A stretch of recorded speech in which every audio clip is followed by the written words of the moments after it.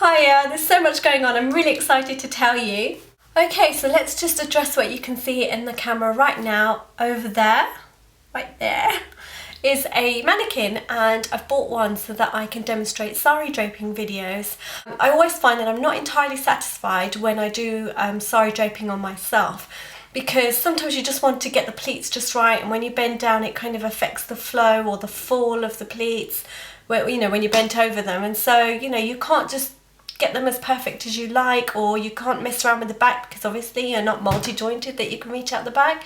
And so it's really nice to have a mannequin just to be able to get that perfect drape on. And I always say when I go out to do draping on other people is that you do it yourself, you'll end up with it looking one way, beautiful and perfect. But if you really want that, that finesse in draping, then it's really nice when someone else does it for you. I also have got it so that I can play with different styles. I've been asked to do the Mumtaz drape, the Devdas drape, the mermaid style drape, which I'm planning to do on the mannequin. So I really can't wait. I'm probably going to do the mermaid one first. I've also got another little surprise outfit coming to me soon, which Samina's designed for me in a certain style that's been requested in a video draping tutorial that's never been done before. So I cannot wait. I think the outfit's arriving tomorrow, so I'm so looking forward to that. So I'm also bringing in Madam Dummy Head here. Basically going to start up one-to-one teaching again here within this room at my home. Show you one of the hairstyles that can be taught on the course.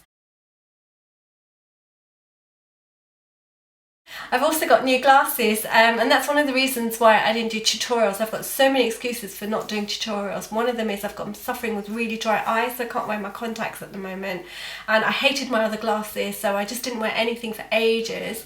And then the dry eye got so bad, I went to the optician and they just said to me, look, you need to wear your glasses, and I was like, I have to order new glasses now. So these are my new babies. They're a bit big for me. If any of you can relate to me on this, honestly, tell me what you do.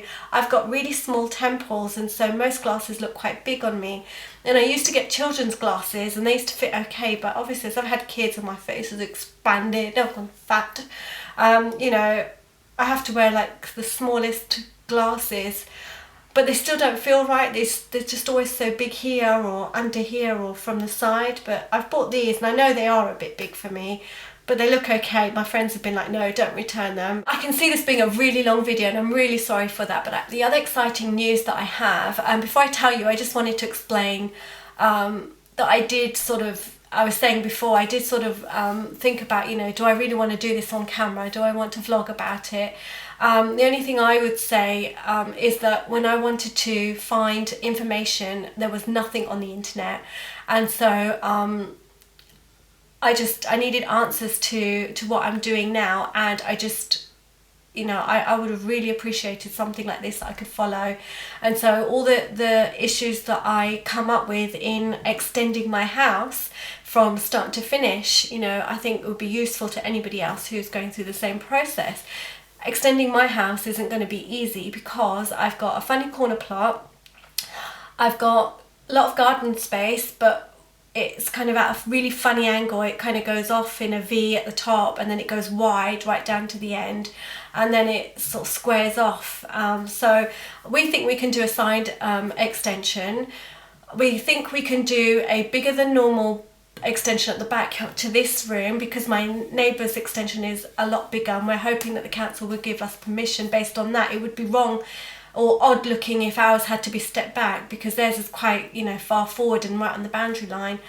And then my neighbour on the opposite side, their extension takes the piss. The foundations are in my garden for their end wall.